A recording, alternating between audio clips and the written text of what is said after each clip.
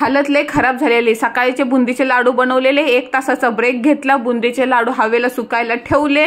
आता पोट्या पाण्याचं पण काहीतरी बघितलं पाहिजे ना। त्यात बहिणीला आणि भाऊजाला माझ्या हातचं खायचं होतं पिठलं, मस्तपैकी असं पिठलं गरगाटलं, जास्तपैकी मिरची टाकली, जेवलो। बनवायला आणि खायला सुद्धा वेळ नव्हता, कारण का आज संध्याकाळपर्यंत करंजी लाडू बनवून सासरे बुवांपाशी द्यायचे होते।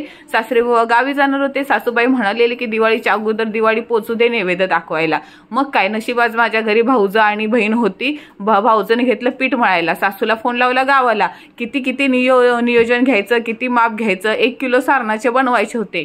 माझी भाऊजं म्हणत असेल कुठल्या मुहूर्तवाला नंदुबाईकडे आली आणि तिनं मला कामाला लावलं। सगळा राग त्या पिठावर, ये दनादन पिठावर आपटत होती। इकडं मी रवा भाजायला घेतला, चांगला डालड्यामध्ये खरपूस सोनेरी कलरचा होईपर्यंत भाजला बघा, आणि सारण करायला घेतलं। मला जास्त गोड आवडतं ना, म्हणून मी जरा पिठे साखरे आहे ना जास्तच टाकला, हो दे म्हटलं गोड।